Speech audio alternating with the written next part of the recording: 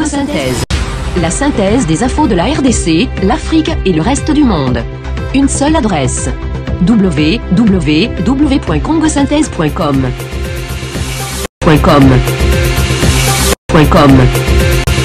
Et décide de présenter son indignation à l'Angola. Le gouvernement congolais a décidé de présenter toute son indignation et ses vives protestations au gouvernement angolais conformément aux coutumes diplomatiques, à la suite des expulsions massives de compatriotes congolais de l'Angola au mépris des accords existants en la matière.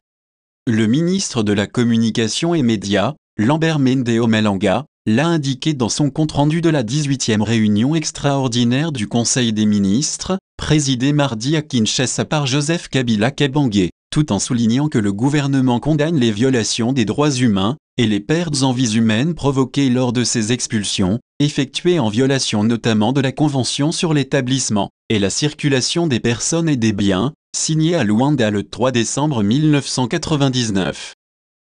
Selon Lambert Mende, 160 900 Congolais sont rentrés volontairement de l'Angola au cours de ces dernières semaines vers la province du Kasaï, 27 971 ont été expulsés brutalement vers cette province mitoyenne de l'Angola, 1966 vers la province du Kwango, ainsi qu'un nombre non encore déterminé qui a été expulsé vers le Kwilu dans des conditions très précaires.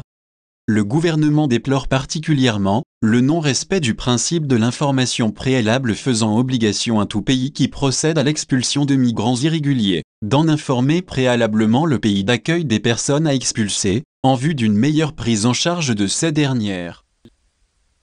Sous la présidence du président de la République, chef de l'État, son Excellence M. Joseph Kabila Kabange, la 18e réunion extraordinaire du Conseil des ministres s'est tenue à l'immeuble du gouvernement de Kinshasa-Gombe ce mardi 16 octobre 2018. Les points ci-après étaient inscrits à l'ordre du jour. 1. Point d'information. 2. Approbation d'un relevé des décisions du Conseil des ministres. Et 3. Examen et adoption des textes. Au chapitre des points d'information, le vice-premier ministre, ministre de l'Intérieur et Sécurité, a présenté les points saillants du territoire. Il en ressort une situation générale caractérisée par un calme relatif sur l'ensemble du territoire. Il a signalé la poursuite des opérations de traque des groupes armés résiduels encore actifs dans la partie Est. De même que des opérations de la police nationale congolaise visant à combattre la criminalité sous toutes ses formes dans les grands centres urbains du pays. Le vice-premier ministre, ministre de l'Intérieur et Sécurité, a par ailleurs présenté au Conseil son rapport sur les expulsions massives de nos compatriotes de l'Angola. Si 160 901 Congolais sont rentrés volontairement de ce pays voisin au cours de ces dernières semaines vers la province du Kasaï, 27 971 compatriotes ont été expulsés brutalement vers cette province mitoyenne de l'Angola. 1966 vers le Kwango, ainsi qu'un nombre non encore déterminé qui ont été expulsés vers la province du Kwilu dans des conditions extrêmement précaires. À ce sujet, le gouvernement condamne les violations des droits humains et les pertes en vies humaines provoquées lors de ces expulsions effectuées au mépris des accords existants en la matière, notamment la Convention sur l'établissement et la circulation des personnes et des biens signée à Luanda le 3 décembre 1999. Le gouvernement a instruit les ministères sectoriels d'accélérer la mise en œuvre des mesures qu'ils ont adoptées en vue de permettre aux gouverneurs des provinces concernées d'assurer la survie, l'encadrement et l'évacuation vers leur localité d'origine de nos compatriotes ainsi expulsés dans un délai raisonnable. Le gouvernement a décidé d'actionner le Fonds spécial d'assistance humanitaire en faveur des compatriotes aussi brutalement expulsés et de dépêcher des délégations de haut niveau sur tous les sites où il se trouve déployé à ce jour. Le gouvernement déplore particulièrement le non-respect du principe de l'information préalable, faisant obligation à tout pays qui procède à l'expulsion de migrants irréguliers d'en informer le pays d'accueil des personnes à expulser en vue d'une meilleure prise en charge de ces dernières. Aussi a-t-il décidé de présenter toute son indignation et ses vives protestations au gouvernement angolais conformément aux us et coutumes diplomatiques. Le vice-premier ministre, ministre de l'Intérieur et Sécurité, a également fait état au Conseil des ministres de la résurgence de l'épidémie à virus Ebola au Nord Kivu ainsi qu'en Ituri et du choléra dans certains autres coins du pays, de la grogne d'une partie de l'opposition contre l'utilisation de la machine à voter et le fichier électoral, ainsi que de la recrudescence des tueries barbares de nos compatriotes en territoire de Béni, au Nord Kivu, par les terroristes ADF.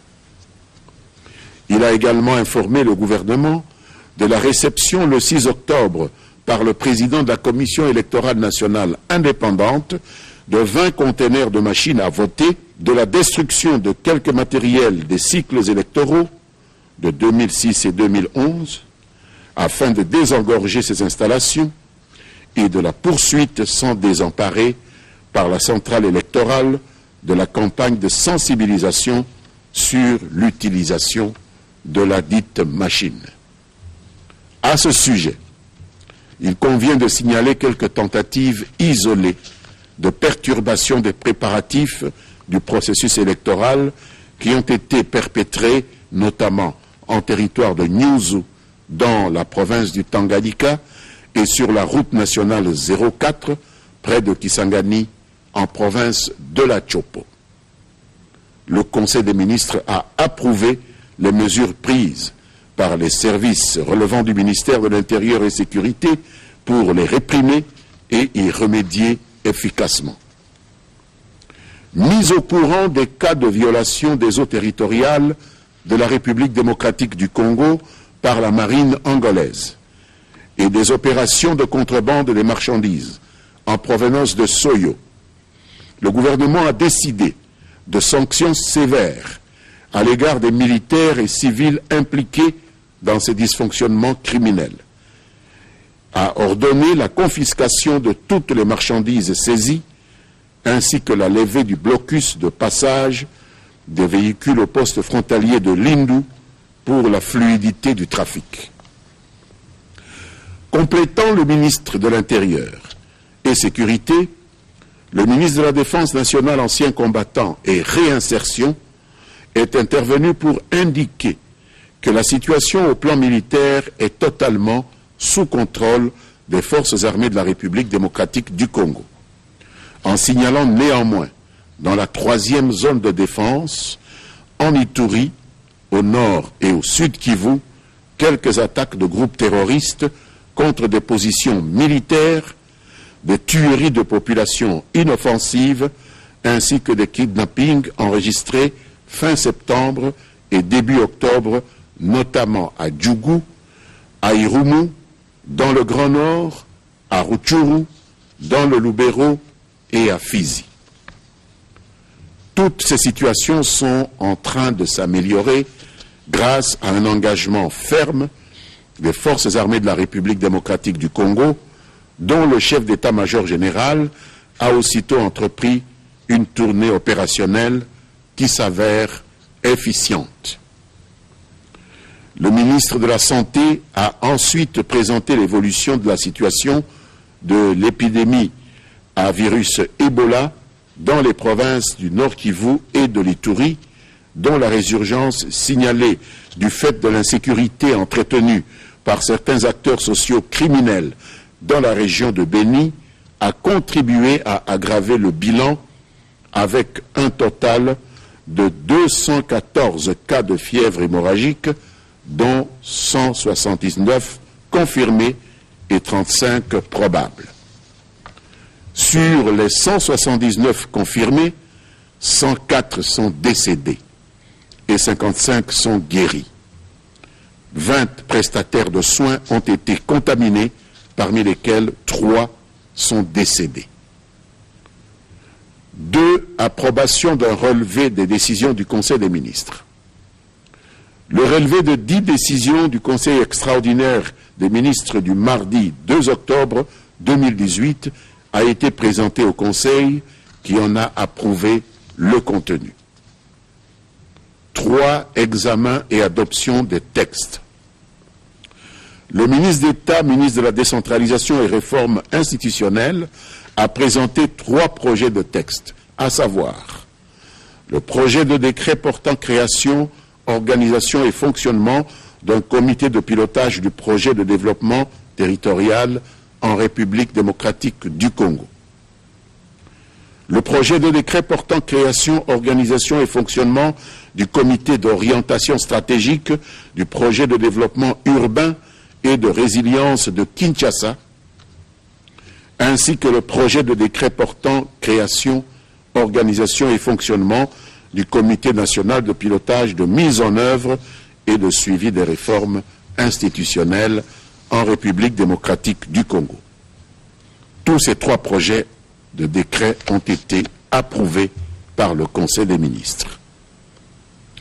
À la fin du Conseil des ministres, il a été procédé devant son Excellence Monsieur le Président de la République et l'ensemble du gouvernement à la cérémonie de signature d'un accord de développement exclusif entre la République démocratique du Congo et le consortium Chine-Dinga 3, qui est la première des 6 phases du projet Grand Inga, et le consortium Pro-Inga.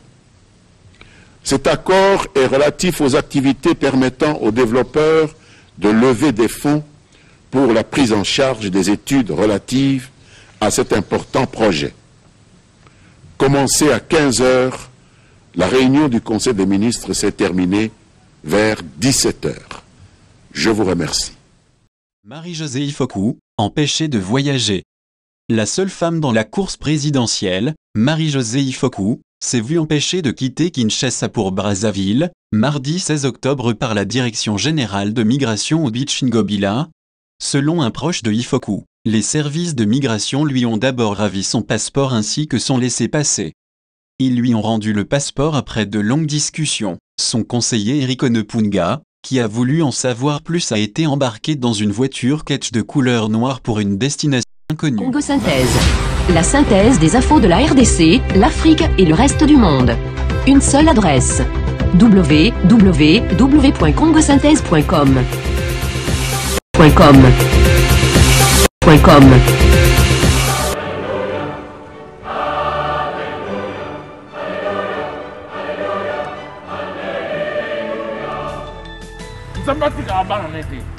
Bota la solution ya sikezwami. Pona bateau bazopele na Kisasa. Solution ye ya ofele. Solution ye ya ofele.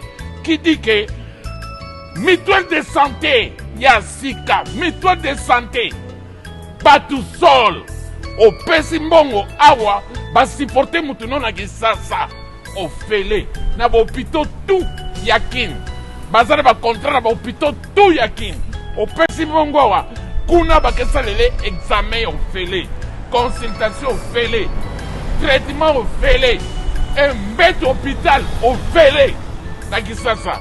Pour 150 livres par patient, vous bénéficierez d'une couverture médicale pendant 1 an.